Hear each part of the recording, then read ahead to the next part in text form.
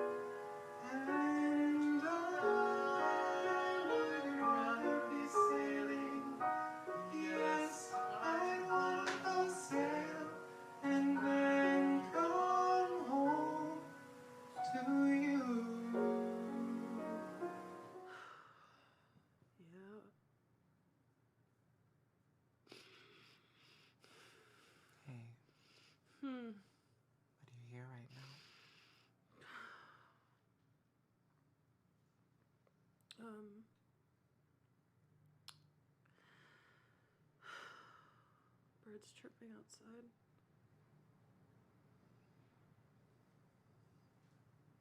A car. Maybe going around the corner. Smell.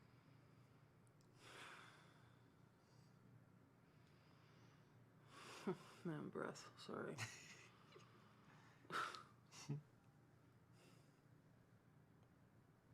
See?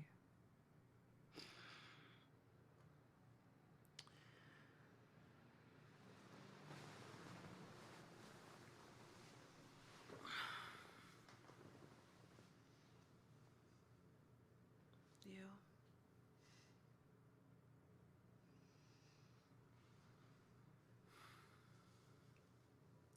Touch. Taste.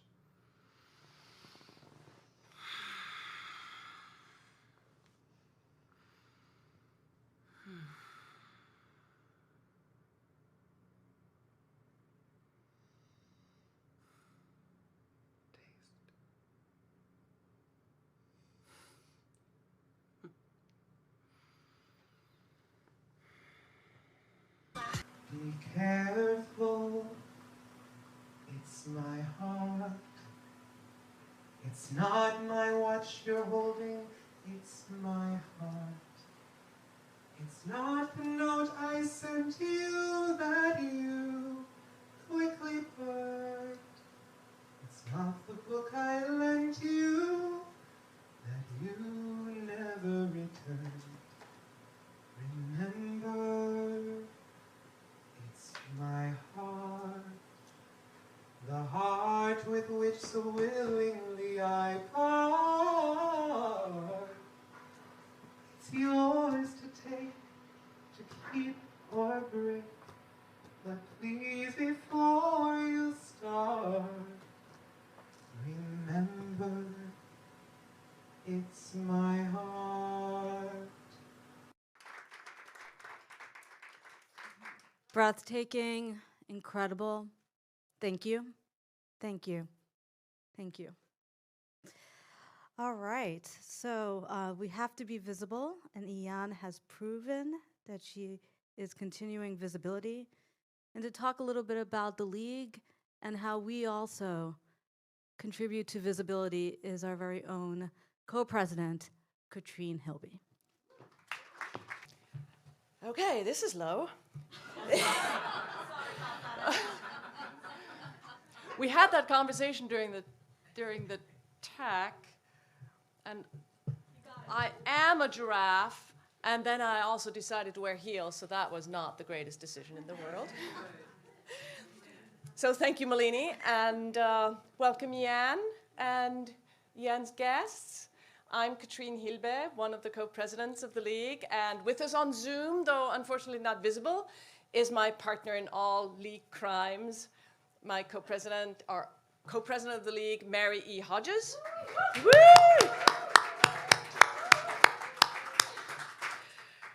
Greetings to previous Lucille Lortel Award recipients. Thank you for being here today.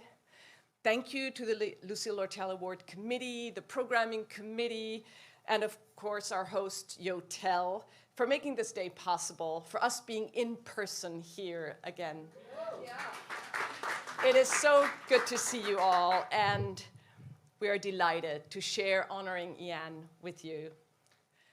The League of Professional Theatre Women has, since its inception in 1982, yes, we're coming up on our 40th anniversary, has been at the forefront of gender parity conversation, and with our mission to champion, promote, and celebrate women in theatre and to advocate for parity and recognition for women in all theatre disciplines. We are a membership organization, a volunteer organization, and our wealth and scope is us.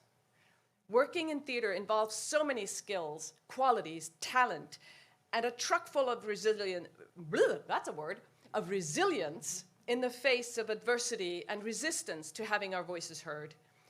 And all of that we bring to the League to create and shape a community. We have committees, roundtables. We celebrate the wonderful women in theatre of days past. And we also have plenty of opportunities to gather together, such as Members' Night Out, right here at the Yotel Bar. And then we have moments of celebration where we uplift and honor each other by giving out awards like today. Congratulations, IANNE Fields Stewart, for all that you do in your art and social engagement. We are delighted to present you with the Lucille Lortel Award today and to welcome you to the League. Let us raise our glasses to a first toast. Congratulations, IANNE.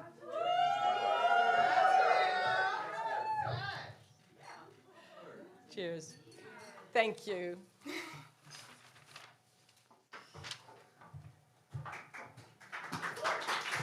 Thank you, Katrine. Okay, now I got to do the thing for, all right, for Linda Chapman, because I think you're the same height as me, right? Yeah, all right, here we go. Walking to the stage is Ms. Linda Chapman, who is our chair of the League of Professional Theater Women's Lucille Lortel Committee.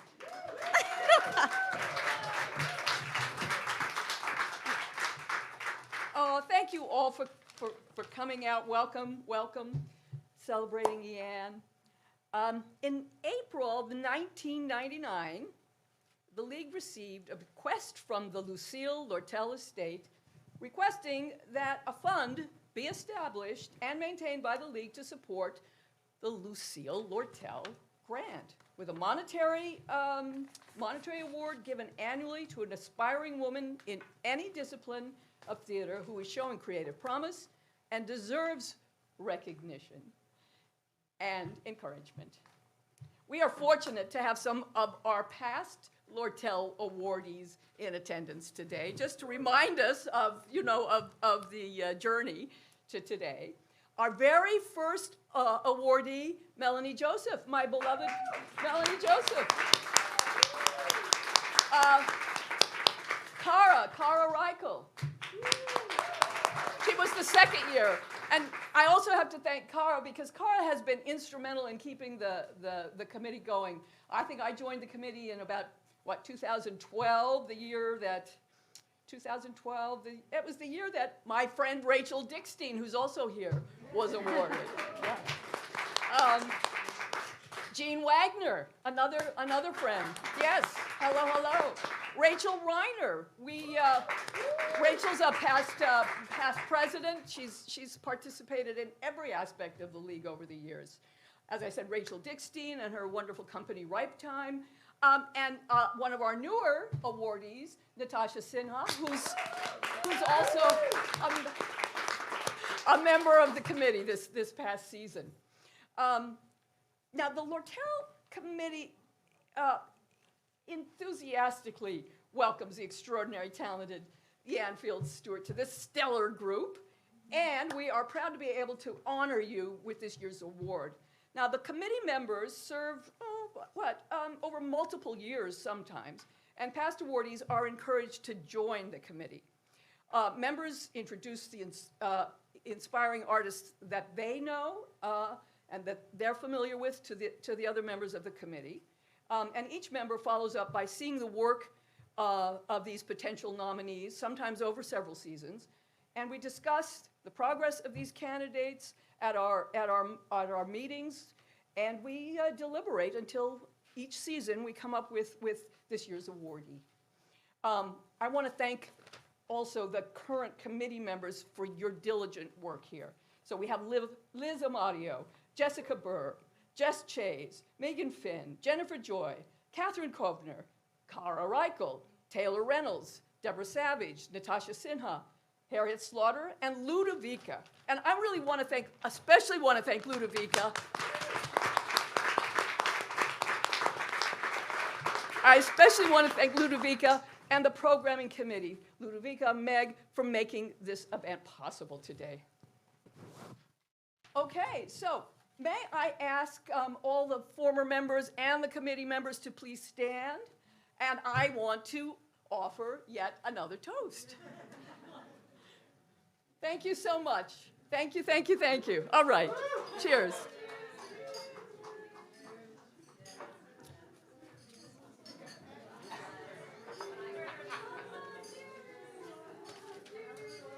Cheers.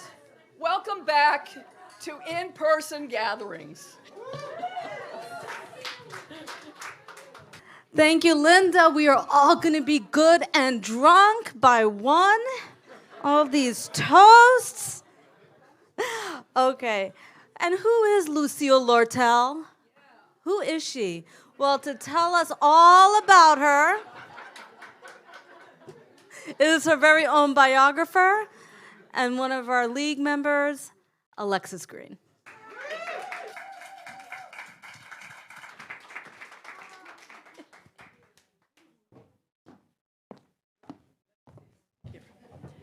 Thank you. Okay. A few words about the feisty, charming, and contradictory Lucille Lortel. She was born Lucille Wadler in 1900 on Manhattan's Lower East Side. But when she was in her 20s and studying to be an actor at the American Academy of Dramatic Arts, she decided that Lucille Wadler would not look impressive on a Broadway marquee. So she changed her name to Lucille Lortel. She liked the alliteration. In her 20s, and there's a photograph you can see over there afterward, she had long dark hair, dark eyes, and a low voice. And her stage persona was that of a flirtatious, seductive woman. At 31, she married Louis Schweitzer, whose family business was manufacturing cigarette papers. It was a stormy marriage. Lucille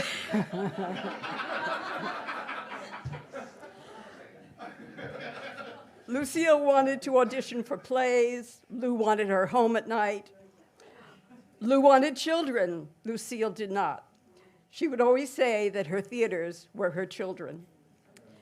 In 1938, at Lucille's request, Lou bought them a second home in Westport, Connecticut. And shortly afterward, they purchased a local barn, reassembled it on their property, and painted it white. And there, Lucille began producing plays. Eventually, the White Barn Theater had a permanent stage with theatrical lighting, air conditioning, and it sat 135. And there she produced full productions during the summer. Lucille never read scripts, but she eagerly traipsed to people's living rooms to hear a new play read aloud before selecting it. But one theater is never enough. In 1955, after hefty legal wrangling, Lou Schweitzer bought Lucille the Theatre de Lys on Manhattan's Christopher Street in the West Village.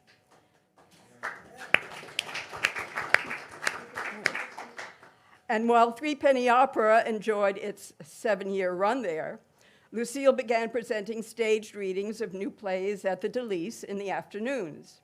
By 1961, she had presented 117 new scripts at her theaters. And Richard Coe of the Washington Post dubbed her the Queen of Off-Broadway. Whom did Lucille produce during her career? Edward Albee and Athol Fugard, Adrian Kennedy and Paul Zindel, Gretchen Cryer and Nancy Ford, Terrence McNally and Larry Kramer and Lanford Wilson, among many others. In 1981, the Theatre de Lys was renamed the Lucille Lortel Theater. In 1999, Lucille died at the age of 98. As hard as Lucille worked, and as many awards as she accumulated, she still felt the need to convince both the theater community and herself of her significance.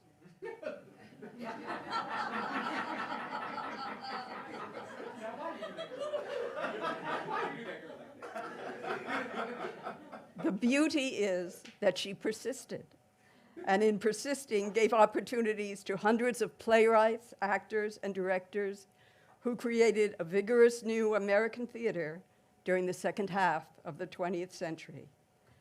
Or as Lucille would say, I really want to do this. Why don't we do this, darling? Congratulations, I want to add, to IANNE Fields Stewart. Lucille would have adored you.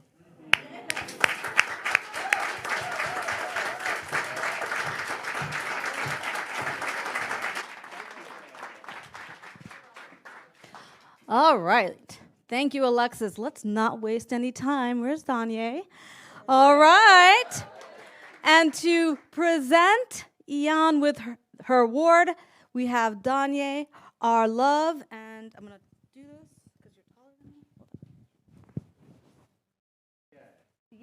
Yeah.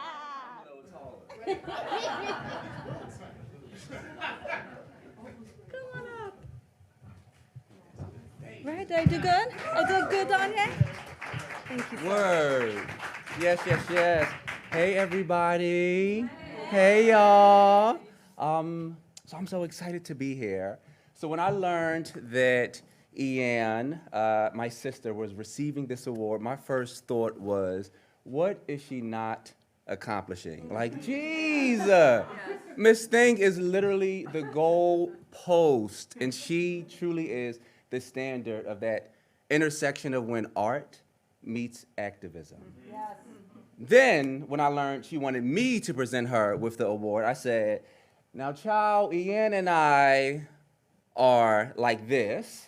She is my sister, which means I could spill some tea, but I won't spill no tea. Okay, I got you, boo. I won't spill no tea. But I will speak the truth. And in speaking the truth, IANNE is one of the greatest sources of inspiration in my life. The way she moves throughout the world and the space she holds around herself pushes me and so many other people to be the most fullest version of ourselves. And she does this by centering community. As I look at community right now, we see this with her performances. We see this with her plays. We see this in her amazing advocacy and organizing work, like the Okra Project. Thank you so very much. Her work as a theater maker and beyond focuses on how to meet people where they are and how to love them whole. Her work says we are enough. We don't have to look out. We just need to look in. That's where we'll be able to get all that we need. Her work is necessary because her work lifts Black, queer, trans, and non-binary people because our lives matter. We are worthy and we are necessary, and that's on period. Okay? Absolutely. Her work reminds us of this. Her work is community. Black trans icon, Miss Major Griffin Gracie, once said, "We're all a part of one another. I would want people to understand who we are as human beings. I want us to look at our similarities rather than our differences. And with passion, and with grace, and with style, as we see right now, baby." IANNE, in her bold, necessary work, shows us what it means to be connected to the most authentic version of ourselves, what it means to be connected to each other. As artists, as activists, as human beings, we need, especially today, we need that connection. And I thank IANNE for that reminder. Now that is the real tea right there. So IANNE, my sister, you are necessary. You are so worthy. And I am so honored to be celebrating you in this moment because you deserve this moment. You deserve this award. And when I look at everyone in this space right now, and when I look at you, I say absolutely. I say absolutely. I say absolutely. It is about time, beloved. Thank you, thank you, thank you. So let us all celebrate the amazing IANNE. Let us get up. Let us get up and celebrate IANNE.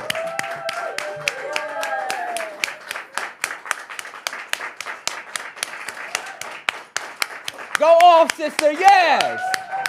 Yes, go off. Baby, look at this. Look at this. I love you. I love you too. Oh, goodness. I knew I shouldn't have had Danye do that to me. Oh, come on, y'all. Okay. If you saw me typing earlier, I'm a writer, so I was on a deadline. For this speech, to be clear. So it's real fresh, y'all. It's real fresh. Okay. Whew, okay. I started dancing at the age of 4 in Birmingham, Alabama. I went to a magnet art school where I spent 3 hours a day doing theater before going to dance lessons, voice lessons, and rehearsals. I was the picture-perfect theater kid, complete with spontaneous musical numbers that I would belt out in public whenever the mood struck. A girl denied of her girlhood, I crafted a dream of Broadway and New York City that has been the driving force of most of my life. So to stand here in front of you all as so much more than I ever imagined possible back in Birmingham, Alabama, I have to first say thank you. Thank you for honoring the dreams and labor of an IANNE before IANNE was possible. Thank you so much, the Lortel Awards and the League of Professional Theater Women and Natasha Sinha, whose unwavering belief in me has kept me grounded in the theater. Thank you to my manager, Jody Schoenburn Carter, who is the reason I answer emails, breathe, and thrive. Thank you to my incredible team at Buchwald for believing in me and supporting me. And most importantly, thank you to Danye, our love, and my incredible family who are here today. Without you, I have nothing. That was a little too true, girl. This also feels like the weirdest time to receive acknowledgement from the New York theater community. I am humbled and grateful and also deeply confused. This honor comes to me at a time where I've never felt further from the theater. When theater disappeared in March 2020, I was so lost I couldn't find north if I was holding a compass. After a lifetime growing up in Birmingham, Alabama, with my eyes set on New York City, I didn't know who or how I was. And as time went on, I felt myself become further and further pulled away from the theater. I mourned theater. I protested theater. I watched theater reopen and close and reopen and close. I watched theater use Black people as the scapegoat to reopening the industry in the face of a global pandemic and a series of variants. I watched things return to a normal that seems to feel comfortable and familiar to everyone except me.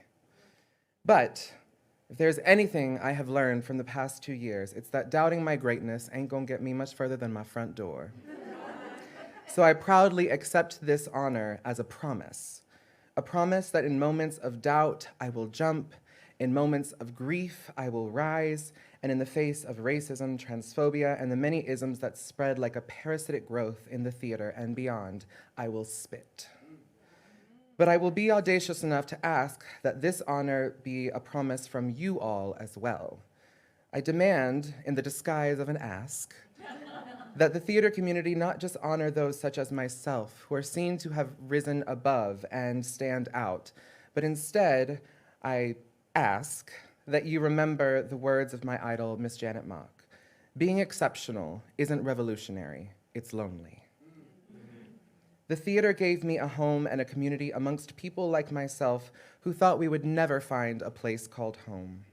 As change makers and gatekeepers in this community, you have the opportunity through your actions to honor not only me, but everyone that looks, loves, and lives like me who wants to find a home in the theater. Because sometimes the only gap between liberation and the same old tired status quo is changing the key of a song. Today, I, and I hope you all, commit to opening doors that have been closed for way too long. I, and I hope you all, commit to creating rooms that have never been imagined. And I hope you all, commit to making sure that any little girls denied of their girlhood from Birmingham, Alabama, can run so much further than I can have ever imagined. Thank you so much.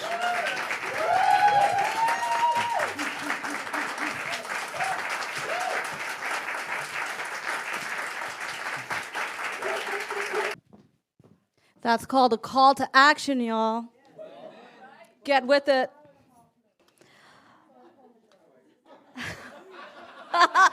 The flowers have arrived.